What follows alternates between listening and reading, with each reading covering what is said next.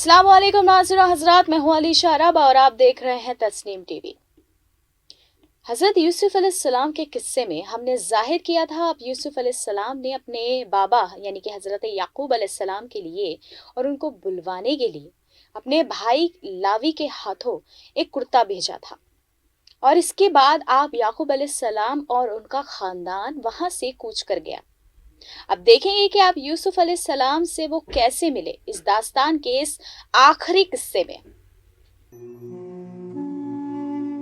آپ یعقوب علیہ السلام جب وہاں اس شہر سے کوچ کر گئے تھے تو آپ پورے راستے اپنے بیٹوں کو گناہ پر اللہ سے معافی طلب کرتے ہوئے رہے، اور انہوں نے قرار تک نہیں تھا۔ ان کو بس یوسف علیہ السلام کی جدائی نے بے حال کر دیا تھا۔ اب وہ یوسف علیہ السلام سے ملنا چاہتے تھے اور بڑے بے قابو اور بیتاب تھے۔ اور پھر سفر کے بعد جب آپ مصر کی سرزمین پر پہنچے تو اور زیادہ ان کا دل بے قرار ہو گیا، اور وہ بار بار اپنے بیٹوں سے پوچھنے لگے کہ اب ہم پہنچ گئے، اب کہاں جانا ہے، اب کتنی دور ہے۔ ان کی بیتابی بہت زیادہ بڑھتی جا رہی تھی۔ اللہ نے ان کو یہ موقع کئی سالوں کے بعد عطا کیا تھا۔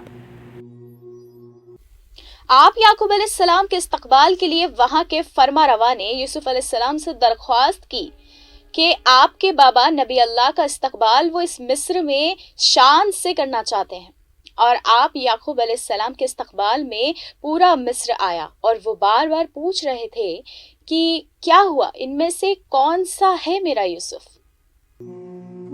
آپ یوسف علیہ السلام کو بار بار آپ یعقوب علیہ السلام ڈھونڈ رہے تھے، اور پھر جب آپ یوسف علیہ السلام آئے تو آپ یعقوب علیہ السلام بیتابی سے گرتے ہوئے پڑتے ہوئے نہ جانے کیسے اپنی ضعیفی کے ساتھ دوڑتے ہوئے یوسف علیہ السلام کے پاس گئے، اور نہ صرف باپ بلکہ بیٹا بھی جس بھی حال میں تھا اپنے باپ تک پہنچنے کے لیے بہت بے قرار ہو گیا۔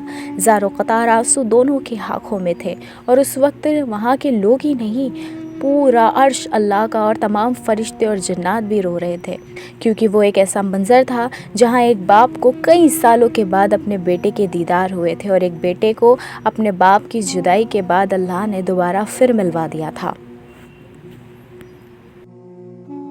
آج قرآن کی ایک آیت سورہ یوسف مکمل ہو گئی ہے۔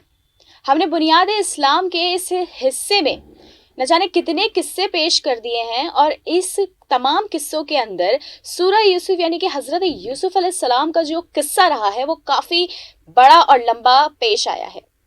ایسا اسی لیے ہے کیونکہ قرآن بہترین ہے، بالکل بہترین ہے، مگر قرآن کی بہترین آیتوں میں سے ایک سورہ یوسف بھی ہے۔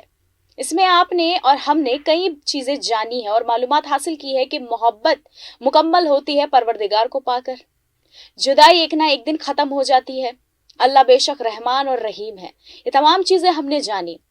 تو اب اگلی بار پھر ایک نبی اللہ کے قصے کے ساتھ لوٹیں گے اور دیکھیں گے بنیاد اسلام میں کہ اگلی بار ہم کن نبی اللہ کا ذکر کرتے ہیں۔ تب تک کے لیے دیکھتے رہیے تسنیم ٹی وی۔ اللہ حافظ۔